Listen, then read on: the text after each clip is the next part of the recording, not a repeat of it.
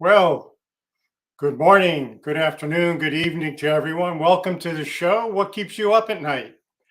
And today my guest is Marshall Heilman, and I'd like to welcome him. Marshall is Executive Vice President and the Global Chief Technology Officer for Mandiant.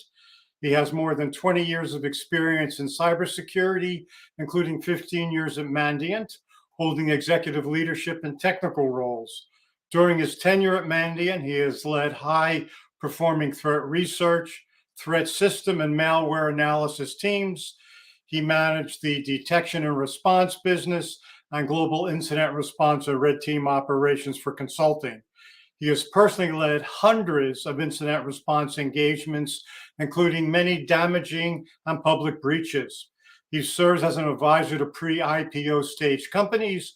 He holds computer information systems degree and an MBA and multiple security certifications. So, Marshall, welcome. Norm, thank you very much for having me on the show. I appreciate it. I think the only thing you left out in my bio there is the fact that my wife and I really like coastal cities. We've bounced around from Waikiki to LA to Miami. You know, we've had it pretty rough, and I'm an avid hockey player. There's nothing I enjoy more than getting out on the ice, playing a good game of hockey, getting hurt occasionally as it happens. But I think that sums me up in a nutshell. Well, and I find it kind of interesting that hockey, when you think about a winter sport, and clearly you've lived in warm climates. So it's kind of interesting how you got into hockey. Yeah, I mean, I grew up in New York, and so hockey is something that if you live in New York, you're going to play hockey. And it's just like I fell in love with the sport, and hockey has grown in popularity over the years, so that it's possible to find hockey in Waikiki, in Los Angeles, and in Miami. Ah, very cool. And so let me ask you the one question: what keeps you up at night? So you mean other than my newborn twins? Yes. There's a lot of things in this industry that keep me up at night. Norm, I think we and everyone watching this this webinar are really lucky because we happen to work in cybersecurity in one of the most, I think, exciting times in history, because it's like the wild, wild west. A lot of us have been in this industry for 20, 30 years, and we've watched it evolve over time. And it's just so exciting. Every 6 months, the industry completely changes. If you think of it, back in the mainframe days, we started off where everything was effectively in what you could call a cloud environment. Then we moved into PC computing. Now we're moving back into cloud environment and so forth. And just our industry changes so rapidly that's really hard to keep up. And so, in that vein, there's a couple of things I wanted to talk specifically about what keeps me up at night. The first thing is what we like to call the professionalization of cybercrime. And this is something that I think we've all seen over time, but maybe we haven't necessarily put a name on it or haven't necessarily recognized what's actually happening. So it used to be that when you're talking about cybercrime or hackers, people had this misnomer of, the kid sitting in his basement doing things he wasn't supposed to be doing, right? That then turned into nation states, hacking for, for profit, hacking to steal intellectual property, et cetera, et cetera. And now what you have is kind of a combination of everything. And so you have these different hacking groups that are they're hacking for profit, they're hacking on behalf of governments, or they're somewhere in between. They're kind of pseudo state sponsored, if you will. And the reason that's possible is because we're seeing cyber criminals really professionalize their operations. They are running like a business. I'm going to give an example of a hack to kind of explain what I'm talking about and go into a bit more detail. So a couple of years ago, there was a very large bank heist at the Bank of Bangladesh, where attackers were able to steal almost $1 billion out of the bank. Now, the majority of that money was recovered through various means, but the point is they were able to actually get that money out of the bank's hands and into their own. That is not something that a kid sitting in his basement in today's environment is going to be able to pull off, right? That is also not something that a professional hacking group is necessarily going to be pull off on their own, because they may understand how to break into that organization. They may understand how to laterally move throughout that environment to understand how the bank operates, such that they were able to implant some malware and actually transfer the funds out of the environment. But then, like I spent my whole career in cybersecurity. What do I do with $1 billion if I'm actually able to get it out of a bank? That's a real problem that these cyber criminals now have to deal with. They have to understand how money laundering works, right? They have to understand how not to get caught once they've actually achieved their goal, which is to remove that money from the bank. And so they are hiring additional expertise. They're bringing additional people on their teams that understand how you move that amount of money from a bank into multiple accounts in multiple different countries, how you then get the money out of those initial bank accounts, how do you launder that money, et cetera, ultimately down to the point where you can go and spend that money. Because there's really no point in putting the time and effort into a hacker. You're stealing millions of dollars, almost $1 billion at this point in time. If A, you're going to get caught, or B, you can't spend the money because you get caught the moment you try and spend it. Of course. And so cyber criminals, they recognize this. So you have the executive leadership teams, right? The guys that are putting together the operations. You have the malware authors that they're either on staff or they're purchasing malware from to create the customized malware for these environments. You have the operators that are the guys that are breaking into environments or are actually, doing the work within the compromised victim organizations. You have the money laundering team. You have the well-connected people within these groups that are making certain that they have some political protection in these countries that they're operating from, et cetera, et cetera, et cetera. And so you can see that these new age cyber criminal groups really have to be professional and have to run like a corporation if they want to be successful long term. Got it. Well, the one interesting thing that I've learned, I'd like to know from your perspective if it's changed, and that typically when these ransomware groups would go in, they would typically do it in the evening, and more specifically over the weekends when the B or C team, on network security was in place. Is that still kind of the case? Yeah, we're still seeing that. I think attack groups are definitely trying to be smart about the right time to break into these organizations. I'll go back to that the Bank of Bangladesh heist just because I'm picking on it at the moment. The attackers actually struck right at the beginning of a 4-day long weekend. So they knew that they would be minimally staffed, right? That was their best chance to not get detected while they're performing their illicit activities. And Norm, something else that I read in a report recently is that the number of instances of access to compromised organizations being sold on the underground has tripled between 2020 and 2021. I mean, think about that. That's tripled. So now going back to the professionalization of cybercrime, if I'm a quote unquote, let's say cyber criminal executive and I'm running this big organization, I don't even have to spend the time to look for exploits or develop my own or look for vulnerabilities, create my own exploits and break into an organization.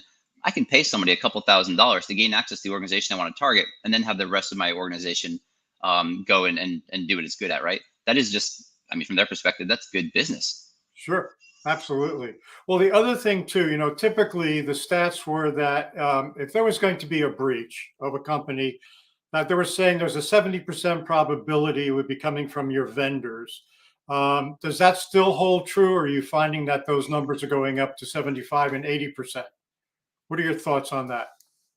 So I think, Norma, I look at it a little bit differently. I want to talk a little bit later about supply chain compromises and why paying attention to what your vendors and what your vendors are doing in your environment is so important.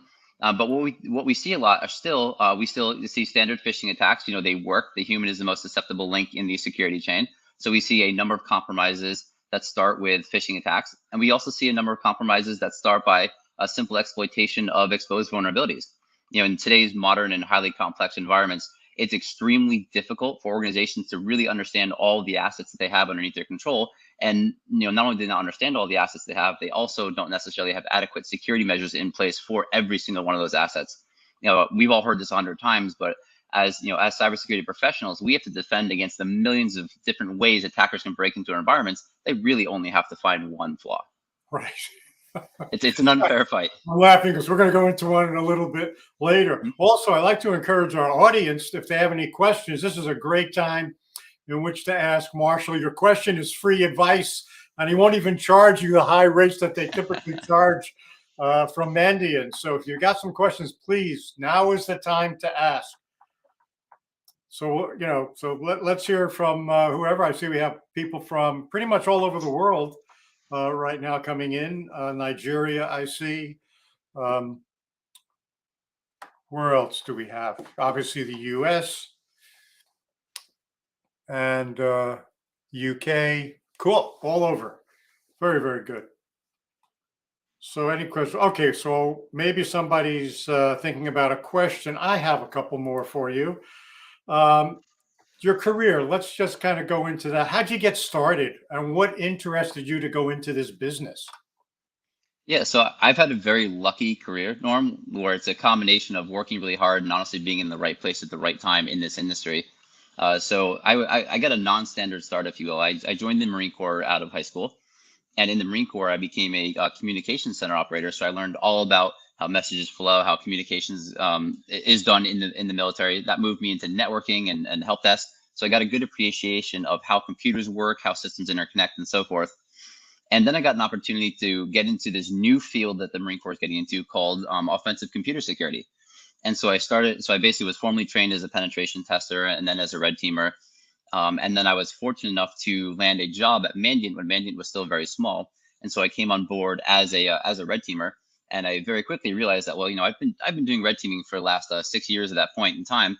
But Mandiant was really well known or getting really well known for this new thing to me called incident response. Right. And so I started doing instant response and absolutely fell in love with it. And I became what we were, jokingly refer to internally as an IR junkie. And I wanted to go from one engagement to the next to the next. And that was what I enjoyed doing. I was traveling 80% of my time. I just absolutely loved it. And then from there, my career spiraled out into management and leadership, where I was running part of the consulting organizations that ultimately built out those threat research teams, our managed detection response service, and then now moving into the CTO role. So I've had a pretty non-standard start, if you will, but standard career from that point in time on, with people like all of us who do computer security and just absolutely fall in love with it. Okay, so the real key question here is, being that you're now EVP and CTO, did you move into that role because you got tired of being on call 365? In a way, yeah. We also jokingly say that most incident responders have about a 5-year shelf life before you just want to calm down and do something different. I made it about 10 years before that happened to me, but the reality is, yes, at some point in time, you not only want to calm down and not have to travel 80% of the time, or not take a call on a Friday night knowing that your weekend just got ruined. There's no such thing as Christmas or Thanksgiving or any of the standard holidays. But at the same time, you also as you become more senior, you realize that you want to start solving bigger issues than just one incident at a time, right? And you think, there has to be a better way to do this. And that's how our industry continues to evolve. That's why we have so much innovation. That's why we have so many new startup companies that come out, right? Because we look at the way things are done today and say there has to be a better way or more efficient way to help all of these customers. This just cannot, this problem just cannot continue as it currently stands. Right. I mean, I believe I read a stat that in 2021 to date, there's been more than $1 billion worth of ransomware demands made. And those are just, if you think about that $1 billion number, obviously it's huge, but that's just what we know of. Think of all the compromises that don't go reported, or that an organization may be paid and didn't have to report to anyone. Yeah. Well, it's funny you mentioned $1 billion, because I read somewhere for 2022, there's a projection that ransomware will approach $1 trillion. I mean, that kind of blows me away when I hear that number. I want to give you perspective on $1 trillion for our entire audience, because I don't think many people understand how much money that really is. If you were to spend $1 million a day from the birth of Christ to present, so from the birth of Christ to present, $1 million a day, you have only spent 73.7% of $1 trillion. Think about that. That's how much money we're talking about. It's a lot of money. We know a couple of people that are approaching that wealth today. I think Amazon happens to be one. And speaking of which, to your point, Marshall, there are so many different ways in which today a hacker can attack a company. Are there any what flavor of tools in combination do you find will give you your best shot of preventing a hack? Yeah, so that's a great question. I'm going to start by saying the most obvious answer is the one that people don't want to hear. It's the least exciting and the least fun answer, I think, in security. And that is your basic blocking and tackling, a security 101, right? It's making certain that you have a good vulnerability management program because we know attackers are exploiting them, right? It's making certain that you understand the assets you have in your environment because you can't secure what you don't understand. It's making certain that you're not using single factor authentication. You have to use multi-factor authentication, especially in today's modern and complex hybrid environment. You can't have users at home logging into your corporate assets from their personal phone, their personal computer device, and not have multi-factor authentication. You have to have segmentation so that if you do have some kind, let's say you do have a ransomware outbreak, right? You want to be prepared for that and make sure and you've segmented your environment such that you can limit the amount of damage an attacker is able to do. I had the honestly the privilege of working on the Sony hack back in 2014. And for all of us who are familiar with that, that entire company came to a standstill. I should say the Sony Pictures attack. It came to a standstill because of the what really was ransomware deployed across their entire environment. They couldn't even work. They couldn't operate. They had to move back to handling their day-to-day responsibilities on paper. It was just it was absolutely a crazy time. And if there had been some type of segmentation, the possibility of limiting the damages from that type of attack obviously increased, dramatically. So I think those basic and blocking, tackling type things are what we absolutely have to do. I think we also should spend more time focusing on authentication. Almost every single attack that's ever occurred relies on authentication in some form or manner. If you think about it, if you exploit a vulnerability that's exposed to the internet, you're going to have the privileges of the service that you just exploited, right? So again, if we're using least common privileges and that particular user account can't do anything else in the system, the attacker then has to chain together multiple exploits, right? Or find multiple other things to do on that computer to gain additional access to laterally move off of that computer. So that's why I said it's not the cool, sexy, fun answer that I think people want to hear, but it's a reality of what I've at least seen, in almost 20 years in this industry and 15 years at Mandiant, investigating these breaches. From there, as we start talking about more complex environments, this is where we need to start talking about zero trust and a whole bunch of the other more fun, interesting aspects of security that are that are popular today. Yeah, and by the way, I served on a CERT team in a previous previous company, and yeah, it's your life all of a sudden goes to hell in a handbasket, right? Mhm. So yeah, I get it for that. We have a question. There is a let's see where it is. Um, okay, what is your advice to a new graduate to get into cybersecurity? How do you do that? Hmm. So that's a great question. I'm really glad it was asked. So from my perspective, and let's put this in context, this is solely from my perspective. I don't believe that you can secure what you don't understand. And so I think spending as much time as possible understanding how our modern environments work, how they're interconnected, how systems talk to one another, how systems are architected, how systems, how they operate, how they function is the most important thing you can do. Because once you understand that, you will start to understand security. When we start talking about multi-factor authentication, it's a very simple concept on the outset to understand what is multi-factor authentication. But then when you start talking about how it's applied, how it's leveraged, how are you using multi-factor authentication to authenticate to an application that is hosted outside your environment, right? And you got multi-tenancy there, so that particular application is leveraged across lots of different companies, but you can only access your one particular instance. It becomes more complex. And if you don't really understand the world that we work in today, then you're only superficially understanding multi-factor authentication, and you don't necessarily really understand how it can apply to your environment.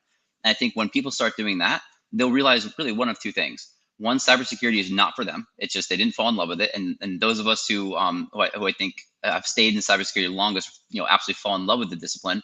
Or two, they absolutely love it. They want to learn more. And as they start diving into it, what they'll very quickly realize is that the more they learn, the more they're not even close to understanding everything about security. Like I said, I've been in this industry in 20 years, and I don't even pretend to understand it. I'm still learning every single day. I know the more you learn, the less you know, I think is really what Exactly. happens. Exactly. And I think to your other point, we talked about it actually last week, and when we were on the phone, and that is how things change now rapidly. I remember the days when things would change about every 18 months, and today, it's what 6 months or less in terms of where things are going.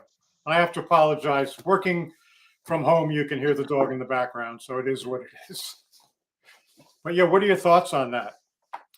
Yeah, so I think I'm gonna say a combination of a good and a bad thing. And the reason I'm saying it's a good thing is because I think it's what keeps us all so interested in this particular discipline. It's so exciting to learn something new and to constantly have to be brought up to speed on new technology, new techniques, new things attackers are doing, because it makes our job really fun and really interesting. We used to have to be careful because when we were responding to incidents, you're responding to what is probably the worst day in someone's career, right? Certainly the worst day in a company's career. And I especially had the problem of this where we would look at what the attackers were doing, and if it was a really talented attacker, right, executing a really sophisticated attack, we'd be excited because it was fun. We're like, wow, look what we just found. This is a challenge. Let's go fight this guy, right? Obviously, that's not what the victim organizations wanted to see, right? They didn't want to know that you were happy and excited about it because there was a really bad actor in their environment. They wanted the pain to stop and help recover as quickly as possible.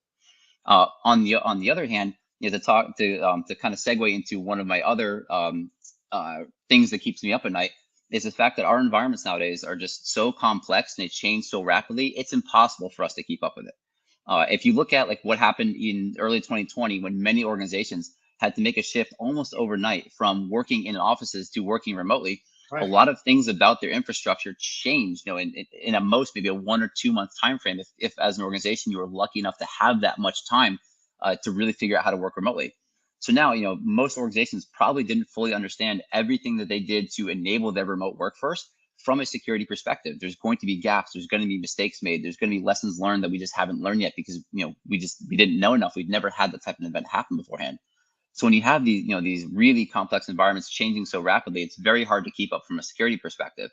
And that's just that's one event. That's COVID. If you think about organizations that are trying to become more modern, organizations we're going now from being a highly on-prem environment to now trying to move into the cloud. But then you've got multiple clouds, right? So a lot of people want to have redundancy, they want to have flexibility, they want to leverage what the different cloud providers are best at. So now you have a hybrid, multi-cloud, on-premise environment. You've got your assets all over the place. And so not only do you have to go through the hassle of migrating your applications into these different cloud providers and making certain that you're leveraging them as best as possible so you're getting your money's worth, you then have to back security onto that, or hopefully you built it in from the beginning, and understand how do you actually secure that environment. And then obviously as these cloud providers and other providers that we're all using are coming out with new functions and features, we're trying to take advantage of them in our day-to-day operations, which again changes how we see security. Right. Oh, hey, there's a really good question here. Marshall, what measures could OS publishers take to prevent ransomware? I'm thinking what you're. I know one of them is, but we'll go into that. But go ahead. Yeah, I don't know about preventing ransomware. I think in security, the holy grail has always been how do you prevent malicious activity from happening. We have a saying in the industry that I'm sure we're all familiar with, right? It's not a matter of if you're going to be compromised; it's a matter of when you're going to be compromised, and that has held true for the 30 or so years that that this has really been that cybersecurity has been a discipline. And I honestly don't see that changing anytime soon. And there's lots of cool things you can look at doing, like you can have ephemeral devices, so if it gets compromised, you can just turn it off. It's not a big deal. I speak with I speak with really interesting companies all the time. I was speaking with a backup solution provider recently where they're backing up your data pretty much instantaneously. So if you get a ransomware outbreak, you can just restore your data. It's no big deal. I spoke with another company recently that goes and actually grabs the keys that many different ransomware operators are using to encrypt their data, so they can actually provide you the keys to decrypt your data. That's great and all. But one of the things that we're seeing the better ransomware actors do is not just ransom organizations, they're doing what we call multifaceted extortion. So what they've recognized is that, yes, if you get access to the keys, you can decrypt the computers that they've encrypted, thus rendering all the work that they put into compromise the organization basically useless. So what they're doing is a lot of them are breaking in, they're stealing data. So they're stealing intellectual property, they're stealing email, they're stealing all different sorts of data, and they're encrypting your devices, your data or your systems. So that way they have multiple ways of extorting you. One, you have to pay a ransom to get access to your systems or your computers, right? Two, if you've lost intellectual property and you don't want that exposed to the internet, you have to pay for that. Three, if the attacker is able to steal email and you don't want to be embarrassed by whatever happens to be in your email, you're going to pay to make certain that doesn't happen. And four, a lot of these attackers now are operating naming and shaming sites where if you don't pay, they're going to embarrass you. They're going to call your customers. They're going to call your partners. They're going to harass you. So they have multiple different ways of making certain that you as an organization pay. So even if you've done a really good job, you've limited the outbreak, you've got a solid backup solution, you've got all these other measures in place, if they're able to get some of that data that they can use to embarrass or hurt you as an organization or really hurt your brand, you're going to probably end up paying, or you're going to you're going to have a serious consideration about whether you just pay the actor to make the pain stop. Right. And, I think there's another area that many of us forget about when we talk about access and a breach, and that is the pipe. How big a pipe is it? A 1 gigabyte fiber? Is it 10 gigabytes? Because I think a lot when we look at ransomware, it's all about how large is that pipe, because that will really tell you how much data can be exfiltrated very quickly or not so quickly. I know if you've got a 10 gigabyte coming in, you're in deep trouble if you got these ransomware hackers coming in and exfiltrating, because it's going to be done literally probably in under an hour. What are your thoughts on that? So, I mean, I've been involved in so many of these that I actually don't think the size of the pipe is really matters all that much, because what we don't often see are attackers going and exfiltrating huge amounts of data to where the size of the pipe really matters. Usually it's a bit more targeted. Obviously, that's not always going to be the case. I worked a breach one time where they lost so much data that in retrospect, when you step back and you looked at it, the question that they had to answer was, how could you not notice that much data leaving your environment, right? But then when you actually look at in totality, how much data leaves your environment on a daily basis every single day, and if you didn't know to look for the fact that you were losing one specific type of data, of course you're not going to notice, because this is just business as usual today. It's actually not suspicious. So something I think we have to keep in mind is when you know what you're looking for, it seems obvious in hindsight, right? But when you don't know that there's a problem, you're not going to notice that there's a bunch of data leaving your environment, because a bunch of data leaves your environment every single day. I mean, sort of like SolarWinds, maybe? Sort of like SolarWinds, yeah. And if you want to segue, we can talk about that a little bit. I know we're around the 1 year anniversary. I've seen a bunch of articles coming out. Sure. I think you know a little bit about that. We most certainly do. I will say, as Norm, when you and I were talking the other day, an interesting story about me and SolarWinds. So Mandiant, we were called FireEye back then. We're the ones who discovered and publicized that activity to the world. And I had actually just had my twins right before that whole incident happened.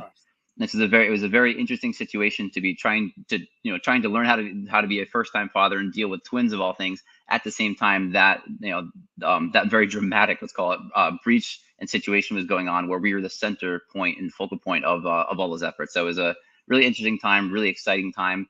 It made me remember why I love incident response so much and why I got out of it at the same time to have some sort of a life. But it's, as most people know, it was really interesting because it focused on what is now, I'm gonna say, really the third thing that keeps me up at night, and that's the risk to supply chains, or the risk to companies from their supply chains. It's something that's obviously all the rage. We're all talking about it right now, and it's pretty misunderstood, I think, or not understood well enough to effectively protect against. But the SolarWinds breach was a great example of an attacker understanding that there is some mission critical infrastructure that lots of organizations across the planet leverage, and they were able to compromise a piece of that so that when new software got deployed to their thousands and thousands of customers, they were able to have basically backdoor access to those to those organizations that were now all compromised. Now, obviously, the attacker didn't want to have access to all, I believe, there's a total population of about 18,000 or so organizations that could have been compromised. They didn't want access to all of them. They wanted access to certain high tech companies, certain security companies, and certain government agencies. And they leveraged the SolarWinds incident to gain access to those organizations. It was extremely clever, and being on the inside of that, it was really interesting to have a lot of conversations, both internally with what we're actually finding, as well as some of our external partners and government agencies about the art of the possible. One of the things that we have always done when we're investigating an incident is try and leverage the data in front of us to follow the evidence to figure out what the attacker did, and not say, what if this had occurred? Let's go there and investigate that. What if this could have occurred? Let's go investigate that. But SolarWinds was a bit of both, because there was just so much activity that affected so many organizations that were so critical. We definitely had to do a lot of standard follow the evidence investigative work, but also working with other organizations to say, what if this? Is this possible? Could this have happened? And if so, how do you respond to it?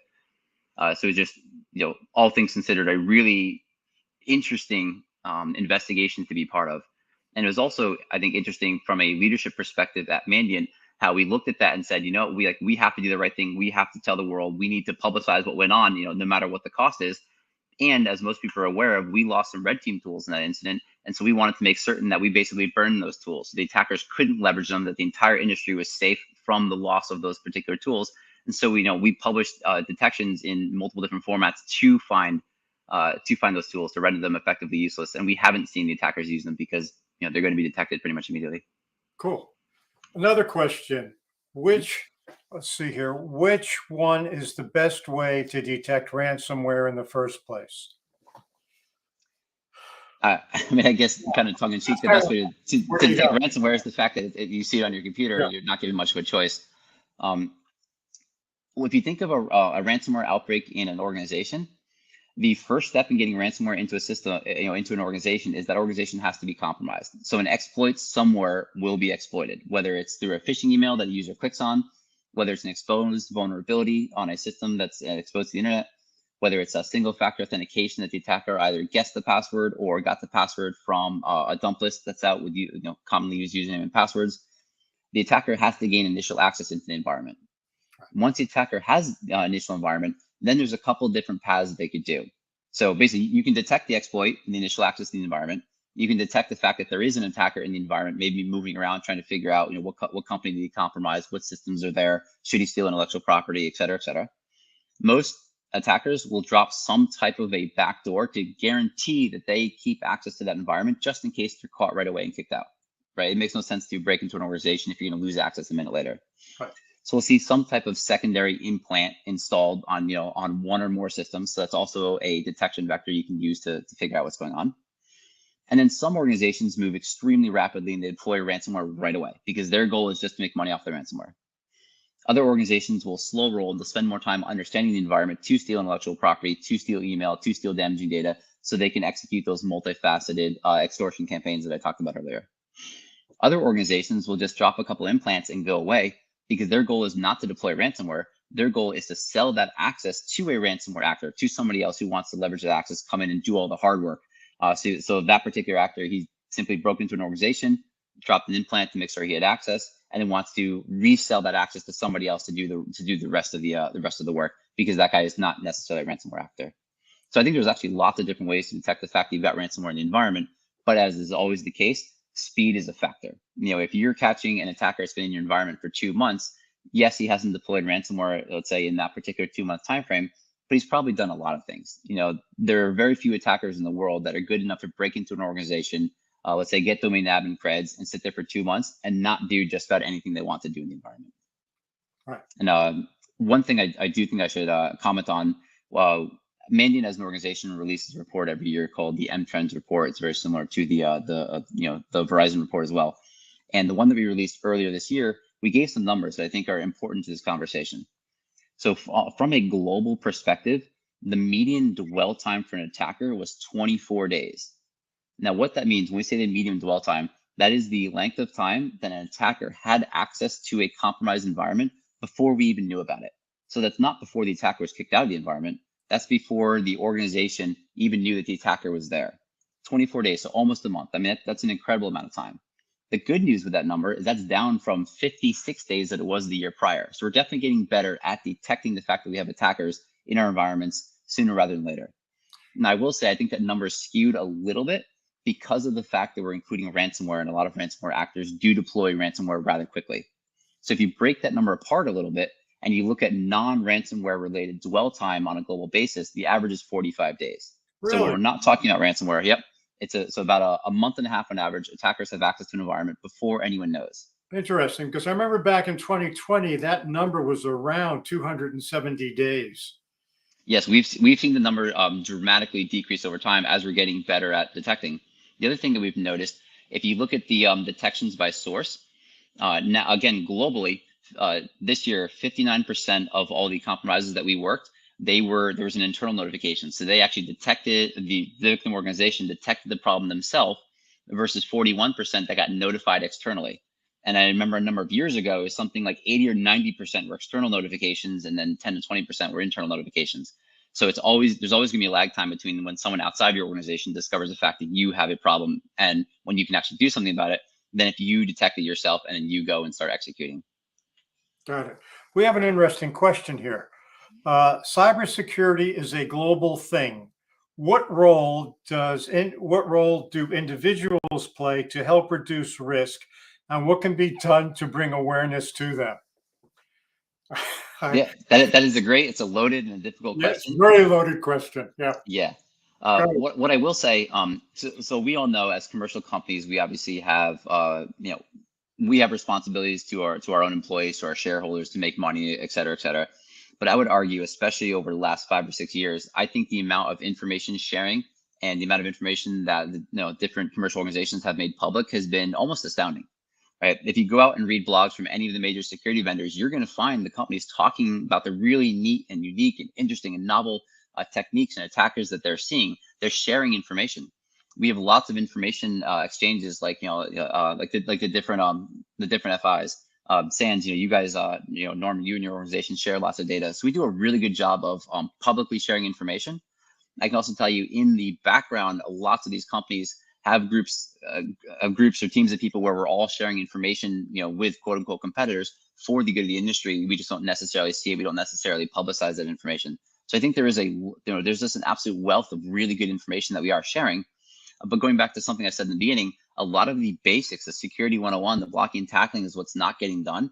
And that's what's allowing a lot of, some of these compromises to occur. So I think there is a good combination of information getting out there. I don't think we'll ever get to the point where it's perfect. But I do like what I'm seeing from the information, from the community when it comes to information sharing. And I do think commercial organizations have done a pretty good job of making certain that they're not just trying to profit off of let's say the pain of others. The other thing that I'm starting to see, and this is I think with the new regime coming in, at least in the U.S. government, we're seeing a lot of dialogue about the importance of public and private partnerships. So there have been a number of people in the the U.S. government that are really leading the charge, at least here in the U.S., to say, the U.S. government needs private organizations, and private organizations need the U.S. government to try and help deal with these particular problems. If you look at ransomware is a transnational problem, right? It's not just a U.S. problem. It's not a British problem. It's in pretty much every country in the world problem. We all have to deal with it, and we can't solve that particular problem on our own. We have to partner with other countries. The NSA recently hosted a summit with 30 different countries where ransomware was topic number one, and they were talking about what do they do about ransomware? How can we collectively do something to protect the different companies and protect the citizens of these different countries against the ransomware scourge, right? CISA launched an advisor team of 23 people from commercial organizations to help advise them on what should they be doing. How should they be interacting with private companies and keeping citizens safe? You saw the president sign an executive order earlier this year requiring the federal government to rapidly modernize its defenses, right? So with technology like MFA and data encryption, patching vulnerabilities, et cetera, et cetera. And he also said that at least airlines and railways have to report the fact that they've had an incident within, I believe it's 24 hours or so.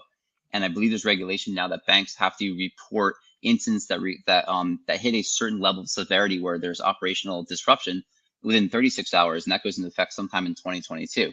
When you start looking at all these things, you can see the federal government really starting to work better with private industry and actually coming out with some guidance and directives that actually really affect things. They are operational in nature, and they're making certain that we have a leg up on these bad actors. Right. Do you know from your own work in history at Mandiant who probably from a nation state perspective is doing the most in terms? I mean, my sense it's Russia, but you may have a different perspective. Again, that's a difficult question to answer. We definitely see a lot of Russian activity, a lot of Chinese activity. We see some Iranian activity, North Koreans, pretty much all the usual suspect. I think it also depends on like the time frame if you're asking me this question at different time frames, I'd give you a different answer. Because there's definitely a time when we saw Chinese activity more so than any other country. Recently, with a lot of the financial crime and ransomware, it's obviously Russian and Eastern European countries. So it really just depends on what's becoming popular at the moment, or or what particular threat actors happen to be more relevant today than they were yesterday, and that may be different than what we're going to see tomorrow. So my answer depends, but right now, yeah, I'm going to say Russia just because of the just the wealth of ransomware attacks. Got it. We have a question. I am now a SOC analyst trainee. What advice can you give to me to improve my skills about ransomware detection? Yep, I would change the question slightly and say, don't worry about ransomware detection. Just worry about detecting malicious activity, because if you can find malicious activity, you will find ransomware, right? Like I said, an attacker has to exploit a vulnerability to gain access to the environment. They almost always have to leverage credentials, and they have to laterally move around an environment and plant some additional malware before they're executing a ransomware. So understanding how to find malicious activity in the wealth of logging that's available to you, evidence in systems, network traffic analysis, et cetera, that is the best thing you can do to help further your career and be, an effective SOC analyst to detect malicious activity. Right. And I think getting your hands dirty, Absolutely. I think whether you go into, if you're a SOC analyst now, maybe you want to look at going into networking and to some of the other areas of technology, because from my perspective, if you have those very types of experiences, it makes you that much better because you understand a lot more. What do you think? Absolutely. Oh, absolutely. Like I said, I trained initially as a network technician, and so from there, I understood how systems didn't communicate with one another. But then when I got to Mandiant, I started doing incident response. A lot of the work we did was on endpoints at the time. I didn't know how to investigate an endpoint, so I spent a lot of time learning how to do that, both on my own, at work, but also on my own, because like I said, I fell in love with it. And then once I understood that, then I started going to discipline after discipline after discipline until I got to the point where I understood a lot about what we would encounter. I remember we found this was something that wasn't made public, but we found the first non-classified instance of a router compromise at one of the investigations I worked a long time ago. And again, at that point in time, what did we know about an implant on a router? And the answer was Right. not very much, Right. Yeah. we quickly realized. But then we became very good at it because we had to understand, how does that particular implant work? How can it be on a router? We spent a lot of time talking with the manufacturer of that particular router. How does it work? And we got really good at it. But we walked into it not knowing what it was. Remember when we first detected it, we were kind of like, this cannot be possible. This is probably not the case. And then, and then we ultimately figured out that it was. It's actually somewhat similar to the SolarWinds incident when we detected that, because one of the things that our malware reverse engineers absolutely hate is when you give them a huge binary to look at, or hey, I think there might be something wrong with this commercially available software package. Go find it, right? It's just that's not an easy thing to ask. It's not even a fair thing to ask. And so what we need to do is narrow it down to like the one file that we think might be causing problems, and that's what they go and analyze. And we came to the particular SolarWinds package. That's what happened. It was, hey, we think it might be this, and we had to tell the analyst like, no, like that is not the answer. Go figure it out. And then it kept, all the evidence kept pointing back to it. And it's like, well, maybe this really is happening. And so we had to give this huge software package to our reverse engineers and say, guys, go figure it out. Yeah. Got it. Another question, your advice to a new graduate entering the workforce, what should we look for from an employer's perspective? That's Yep. So I think especially when you're starting out, you want to be able to learn from people who know what they're doing, and you want to be able to broaden your skill set. So if you are talking to an employer and they want you to do a single thing, so let's say you're going to be a SOC analyst focused on investigating activity on Windows endpoints only, and it looks like that's where you're going to be pigeonholed for the next couple of years, and you don't have the ability to branch out and learn other operating systems and other disciplines. That's probably not a good job opportunity. On the other hand, if you're talking to an organization, they say, hey, here's where you're going to start. We want you to get to the point where you're really learning, and then you've got all these other career opportunities available to you. I think, that's the type of job that you want. What I'd also encourage is not to try and rise up the ranks too fast, if you will. This is something that I did in my career as well.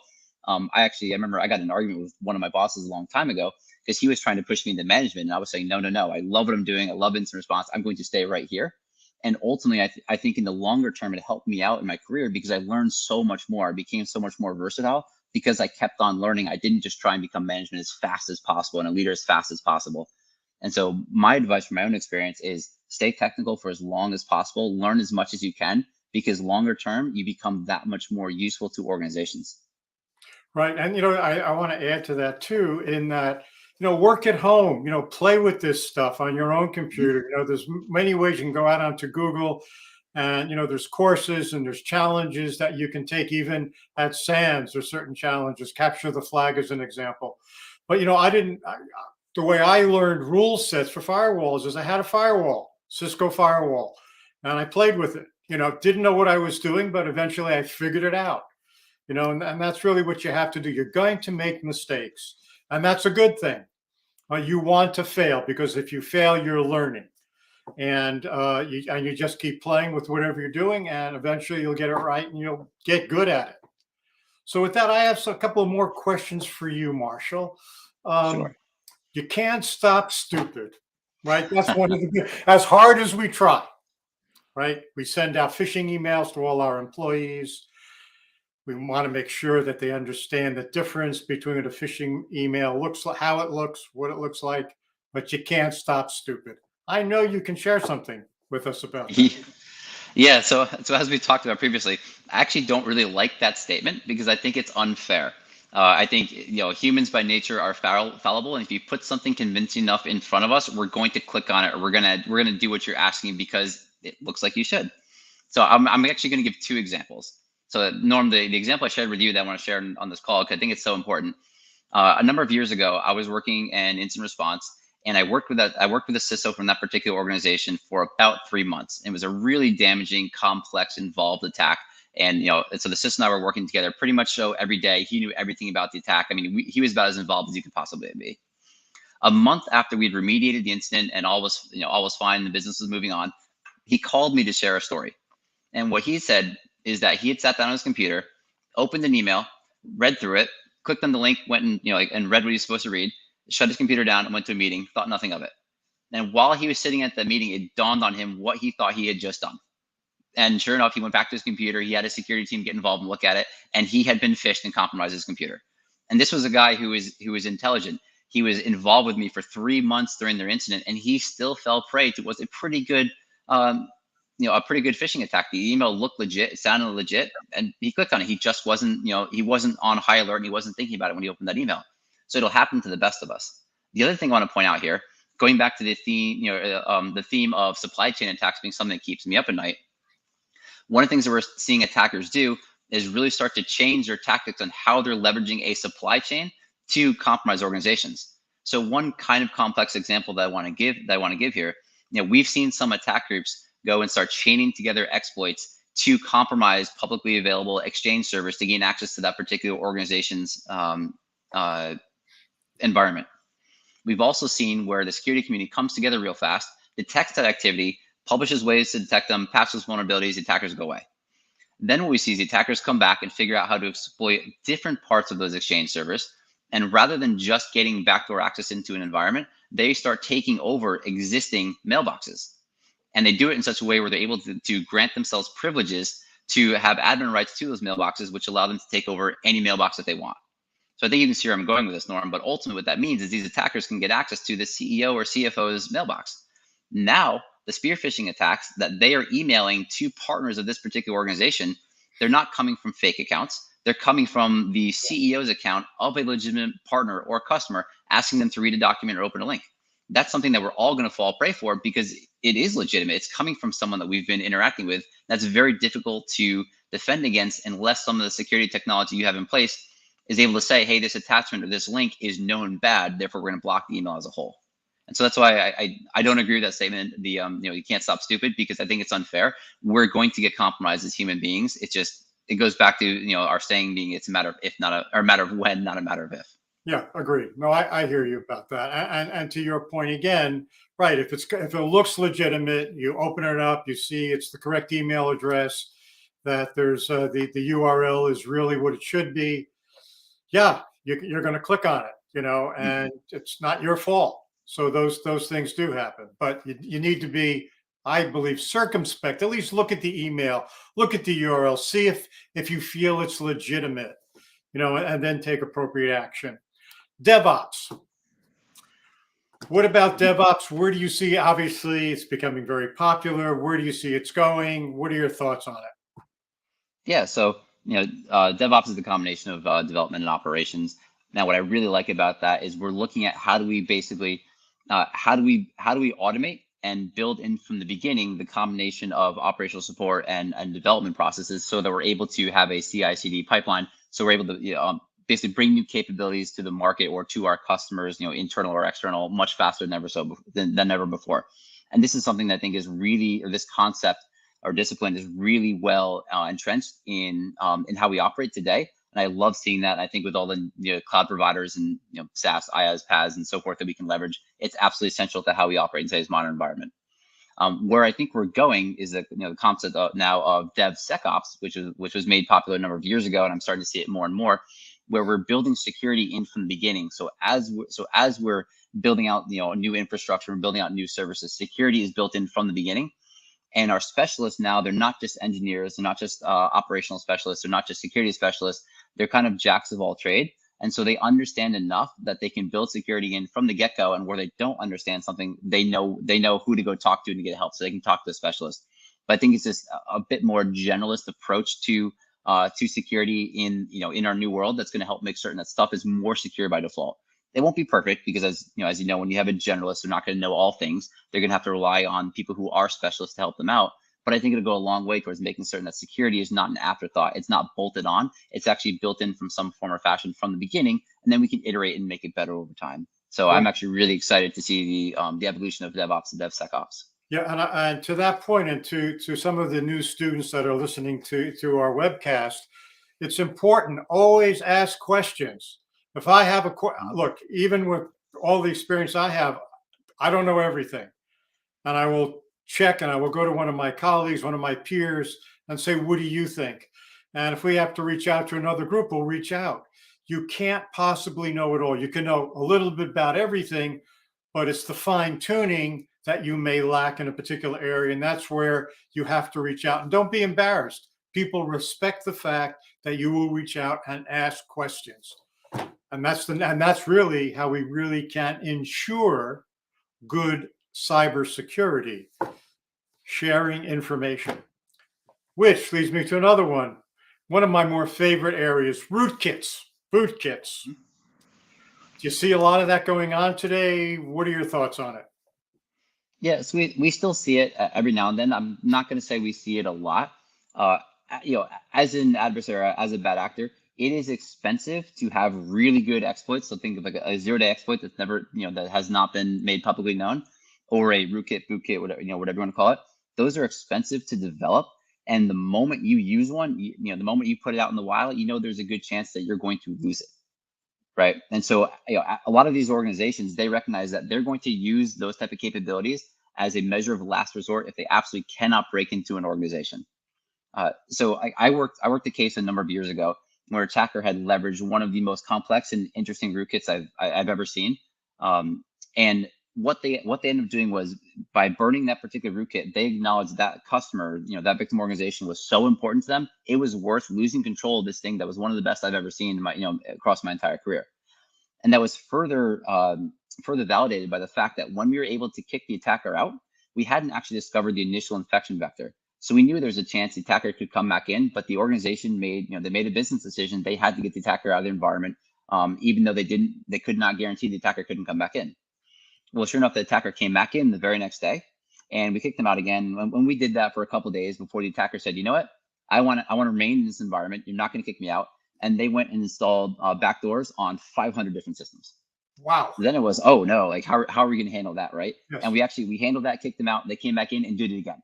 And at that point in time, that particular victim organization made the new business decision to not kick the attacker out until we were able to find the initial infection vector, which we did, and we kicked the attacker out for good. But it really highlights the point that that particular attack group, which is one of my favorites to investigate, it's actually a group that we publicly call APT 41.